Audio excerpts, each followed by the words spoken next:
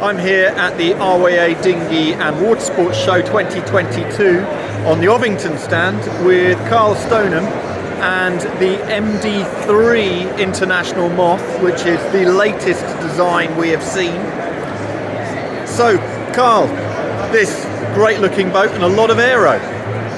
Yeah, we've really gone to town on the aero package here. The boat's been designed with doing over 20 knots upwind in mind, so the apparent wind speeds are significant. You can see the wings are really clean. There's very little control above the deck.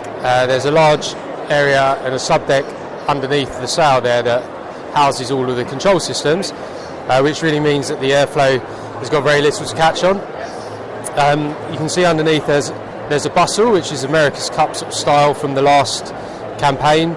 This was inspired by American Magic, and Gonzalo, who's the head designer, had obviously brought this into this project. That helps to promote attach flow to the wings and the sail on the other side, which just generates less drag and a little bit more drive. We've got a lot of interest in the carbon toe straps you see there, which everyone wants to know if they're comfortable. They're not too bad. They're always up, which is great, and they push down out of the way when you need to get across the boat, so they seem to work really well. And Carl, one of the things on a Moth, we know there are a huge number of strings. Where are they, and how is that all hidden away on this boat? Well, above the deck we've got the controls here. We've got the vane, the Cunningham, we've got a bias adjuster, and we've got the wand length. There is a spare space here which will be adjustable gearing as that gets developed. And then underneath the bonnet we have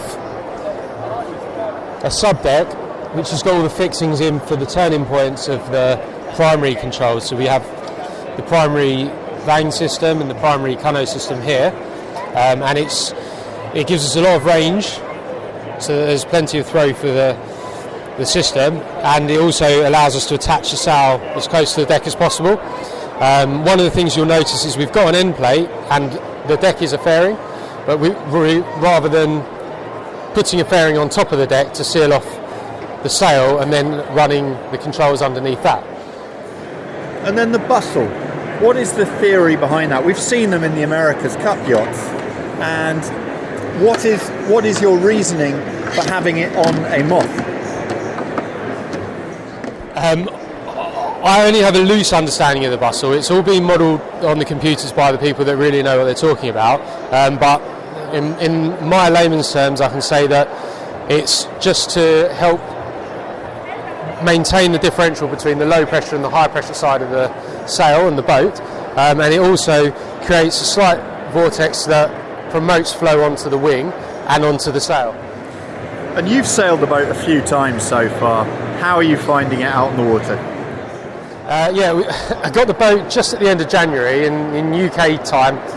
It's not the best time of year to be launching a new boat, but I managed to get out sort of 3 or 4 times on Portland Harbour.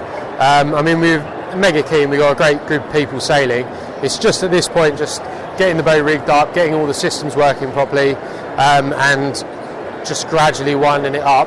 I was really been holding back a little bit until after the Dinghy show in case I do any cosmetic damage, which I don't want to do, but it has been out in 25 plus knots, so I can say that it's structurally really solid. Brilliant. Many thanks for your time, Carl. Great looking boat. Cheers.